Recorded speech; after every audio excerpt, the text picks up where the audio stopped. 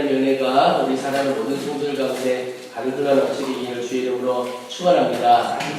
우리가 어제 말씀을 나누면서 이번 한 주간 감사의 제목을 열심히 한번 찾아보자 그랬는데요. 오늘 하루도 꼭 한 가지 이상 내가 하나님 앞에 감사할 것이 무엇인지 꼭 찾아서 기록해 보시기 바랍니다. 감사와 은혜는 내가 찾아서 붙들지 않으면 잃어버리기가 참 쉽습니다. 이번 한 주간 주신 은혜도 찾고 또 감사해보는 귀한 한 주간 되시기를 소망합니다. 성경에 보면 예수님과 우리와의 관계를 결혼의 관계로 설명을 합니다. 예수님은 우리의 신랑 되시고 우리는 예수님의 신부가 됩니다. 그래서 우리가 거룩해야 된다는 이유는 신부가 거룩하고 정결을 해야죠. 그래서 그리스도의 신부로 우리가 거룩하고 정결하게 서야겠다 이런 이야기를 합니다. 그런데 여러분, 결혼이라는 관계는 언약으로 맺어진 관계입니다. 그 결혼의 중심에 언약이 있는데 쉽게 생각하면 우리 결혼을 할 때 신랑 신부가 서로 서약을 하게 되죠. 그 서약을 일생 동안 지켜가겠다 하는 서약을 하는데 그 서약의 중심에 보면 이런 내용이 있습니다. 서로 가난하거나 부하거나 또 병들거나 건강하거나 어떤 환경에서도 서로 순종하고 사랑하겠다. 이렇게 신랑과 신부가 서약을 합니다. 근데 거기에 참 중요한 것이 어떤 환경 중에서도 그렇게 하겠다는 겁니다. 내 형편에 상관없이 아내는 남편에게 순종하고 남편은 아내를 주의 사랑으로 사랑하고 이렇게 살아가겠다는 서약을 합니다. 그런데 결혼이 이렇게 서약, 언약으로 맺어진 것처럼 주님과 우리 사이가 결혼관계라고 그랬는데 똑같이 주님과 우리 사이의 관계도 이런 관계를 맺어가야 하는 겁니다.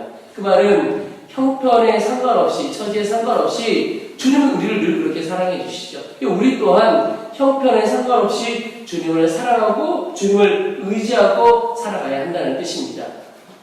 여러분, 특별히 우리의 환경과 처지가 어려울 때는 누구를 찾기 쉽습니까? 하나님 찾기 쉽습니다. 주님 나를 도와주십시오. 주님 내게 은혜를 베풀어 주십시오. 이렇게 주님을 의지하고 붙들고 나아갑니다. 그런데 좀 아쉬운 것은 형편이 좀 나아지고 괜찮아지면 우리가 악한 죄인이라 그 주님을 잊어버리기가 참 쉽습니다.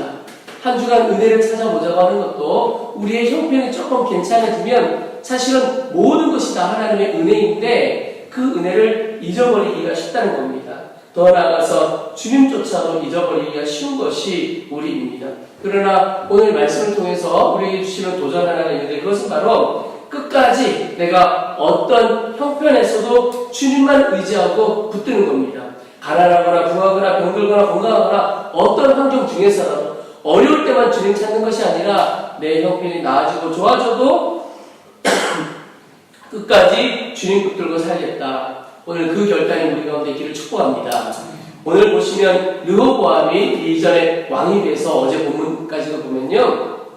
르호보암이 왕이 되었을 때 백성들이 우리의 짐을 좀 덜어주십시오 이렇게 요청을 했을 때 아버지 솔로몬과 함께했던 원로들의 이야기를 듣지 않습니다. 원로들은 짐을 좀 줄여줍시다. 그런데 젊은 신하들, 그가 자라오면서 함께 지내왔던 젊은 신하들, 다 아부꾼들이고 아청꾼들이죠. 그 사람들은 오히려 짐을 더 무겁게 해야 됩니다. 그래서 이 르호보암이 그 젊은 신하들의 조언을 듣고 따라하다가 그만 공변을 당하게 됩니다. 그리고는 나라가 두 개로 나뉘어지게 되는, 이스라엘이 꼭 우리나라와 비슷한 일이 많은데요. 남북으로 길기도 하고 그리고 남북으로 정말 나라가 나뉘어졌던 곳이 바로 이스라엘입니다. 르호보암 때에 그렇게 남북으로 나뉘게 됩니다. 그런데 그 이후에 르호보암이 예루살렘으로 돌아와서 쉽게 말하면 정신을 차리게 됩니다. 이건 안 되겠구나. 그리고는 그 이후에 지혜롭게 나라를 다스려가기 시작합니다. 그래서 오늘 본문에 보면 그 지혜롭게 나라를 다스리는 결과로 나라가 자리를 잡아갑니다. 견고하게 세워지고 형편이 좀 나아집니다. 그런데 형편이 나아지니까 그가 다시 변하게 됩니다. 오늘 1절을 보십시오. 르호보암의 나라가 견고하고 세력이 강해짐에 그가 여호와의 율법을 버리니 온 이스라엘이 본받은지라. 여러분, 한 번 실패를 겪었잖아요. 그럼 어떻게 되겠습니까? 르호보암의 나라가 견고하고 세력이 강해짐에 더욱 주의 율법을 붙들었더라. 이렇게 가야 정상입니다. 그런데 르호보암은 그렇게 하지 않고 이제 지혜롭게 행함으로 인하여 하나님이 은혜 주셔서 좀 형편이 나라가 괜찮아지니까 여호와의 율법을 버렸다. 이렇게 이야기하고 있습니다. 여러분, 우리는 성공하고 좀 형편이 나아지면 그때도 주님만 의지하고 살아갈 자신이 있으십니까? 많은 경우에 나는 변하지 않을 거라고 생각을 합니다. 나는 내 형편이 좋아지고 나아져도 주님만 섬기고 주님 사랑하며 살겠습니다. 그렇게 다 생각을 합니다. 그런데 실제로는 많은 경우에 정작 그렇게 되어지고 났을 때 변하고 마는 경우가 꽤 많이 있습니다. 여러분, 왜 그렇게 바뀌어지게 될까요? 르호보암이 변했던 것처럼 왜 우리가 그렇게 변하기가 쉬울까요? 그것은 날마다 우리가 주님과 동행하는 삶을 살아가지 않으면 상황에 따라 내가 변하기가 참 쉽습니다. 여러분, 주님밖에 붙들 분이 없을 그때는 주님만 붙듭니다. 그런데 성공하고 나면 주님의 손 놓기가 쉽습니다. 그 말은 내가 처한 상황에 따라 내가 바뀌어 간다는 거죠. 왜 그러냐면 주님이 목적이고 주님과 동행하는 삶이 내 삶의 핵심이 아니고 내가 전에 주님 손 붙들었던 것은 내 필요가 있어서 주님의 손 붙들었던 것 뿐입니다. 그냥 내 어려운 형편 나아지기 위해서 주의 손 붙들었던 것이지 내가 주님을 정말 사랑하고 주님과 동행하는 것이 내 자신의 기쁨이었기 때문이 아닌 것이죠. 여러분, 이런 삶을 살아가게 되면 형편 바뀌면 주님 버리기가 쉽습니다. 오늘 1절에 보면 여호와의 율법을 버렸다 이렇게 표현하죠. 그런데 더 사랑하고 의지할 만한 게 생기면 여호와의 율법 저버리게 되는 겁니다. 내가 오직 주님만 뜨겁게 사랑하게 되면 내 환경이 바뀌어도 어떻게 바뀌어도 그냥 주님 계속 사랑하며 의지하며 사는 겁니다. 그런데 내 안에 더 사랑하는 것이 있고 더 의지할 만한 것이 생겨지면 하나님 멀리하게 되는 거죠. 오늘 5절 뒷부분에 보면 선지자 스마야가 르호보암과 방백들에게 나와 이르되 여호와께서 이같이 말씀하시기를 너희가 나를 버렸으므로 나도 너희를 버려 시상의 손에 넘겼노라 하셨다 한지라 그랬습니다.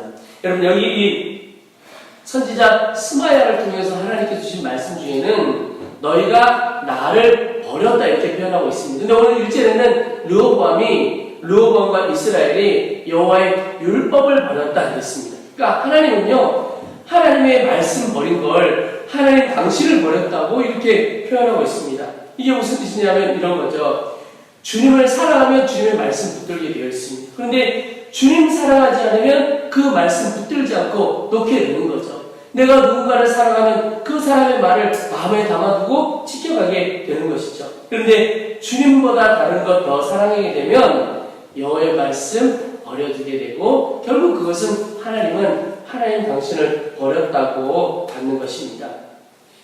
르호보암은 주님을 사랑하며 주님과 동행하는 것이 아니기에 그가 변하게 된 겁니다. 성공하고 난 이후에 하나님을 또한 떠나게 된 것이죠. 여러분, 오늘 이 시간에 하나님 어려워도 주님 손 꼭 붙들고 살게 하시고 또 하나님께서 큰 은혜 주셔서 내 삶의 형편이 나아지고 좋아진다 하더라도 어떤 상황에서 성공하고 나아져도 주님만 의지하고 붙들고 나아갈 수 있도록 도와주옵소서 기도하기를 원합니다. 그 기도와 함께 주님만 뜨겁게 사랑하기를 원합니다. 그 어떤 환경에서 주님만 사랑하기를 원합니다. 그래서 주의 손 놓치지 않고 주님 떠나지 않는 귀한 삶 살게 되시기를 축원합니다. 여러분, 우리 마음 가운데 주님을 사랑하는 마음, 주님을 의지하는 마음이 우리 안에 전부여야 합니다. 우리의 머릿속에, 우리의 마음속에 주님도 있고 세상도 있고 주님도 있고 내가 사랑하는 다른 것도 있고 그것을 하나님께서는 죄악으로 보십니다. 14절에 보시면 르호보암이 악을 행하였으니 이는 그가 여호와를 구하는 마음을 굳게 하지 아니함이었더라 이렇게 표현하고 있습니다. 여러분, 르호보암이 여호와를 구하는 마음이 전혀 없었다 이렇게 표현하지 않습니다.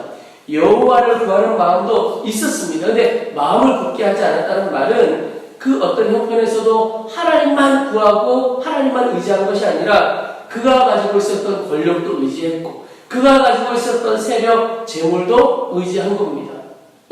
온전하지 않았던 거죠. 근데 그것을 하나님께서 악을 행했다고 표현하고 있는 것입니다. 여러분, 뭐 우리 안에 주님 외에 의지하는 것이 있습니까? 오늘 다 십자가 앞에 내려놓을 수 있게 되길 축복합니다. 여러분, 다 버리라는 것이 아닙니다. 그것 의지하는 마음을 버리라는 것입니다. 예를 들어 나에게 재물이 있습니다. 하나님께서 우리에게 너 그 재물 다 바쳐라, 어디 버려라, 이렇게 특별하게 말씀하시는 것이 아니라면 그 내가 지금 당장 다 갖다 버릴 이유는 없습니다. 그러나 그 재물 의지하는 마음은 버리고 내게 재물 없는 것처럼 주님만 의지하고 살아가는 삶을 필요하다는 것입니다. 여러분, 주님, 저는 주님이면 충분합니다. 주님 사랑합니다. 그러면 잘됐다, 너 가진 거 다 내놓아라, 어디 아프리카 오지로 가라, 이렇게 말씀하시는 하나님이 아니라는 겁니다. 내게 아무것도 없는 것처럼 오직 주님만 의지하며 살아가는 그 마음이 중요하다는 겁니다. 많이 가지고 있어도 오직 아무것도 없고 주님만 의지하는 것처럼 살아가는 자가 하나님의 역사를 경험하지요. 여러분, 하나님 제 마음 가운데 다른 것 의지하는 마음은 다 십자가를 못 받게 하시고 오직 주님만 의지하는 마음을 더 굳게 하시고 그 마음이 내 마음 가운데 가득하기를 원합니다. 소원하고 기도해 보시기를 바랍니다. 오늘 마지막으로 함께 기도할 것은 하나님 앞에 우리가 온전히 겸비하는 마음으로 서는 것입니다. 오늘 르호보암과 이스라엘이 하나님의 말씀을 버린 것으로 인해서 하나님께서 진노하시고 징계하십니다.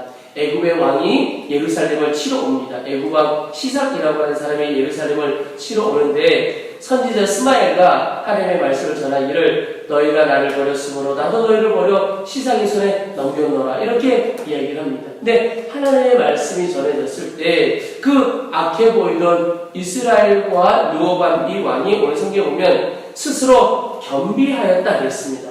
여러분, 겸비한다는 말은 자신을 낮추고 회개한다, 이런 뜻입니다. 그게 겸비한다는 뜻인데 한마디로 회개한다는 것이죠. 하나님 앞에 무릎 꿇고 회개하며 나온다는 거죠. 근데 하나님은 참 놀라운 하나님이신 것이 죄를 짓고 악한 자에게는 진노하시고 징계하십니다. 그런데 회개하는 자에는 다시 한번 긍휼을 베풀어 주시는 분이 우리 하나님이십니다.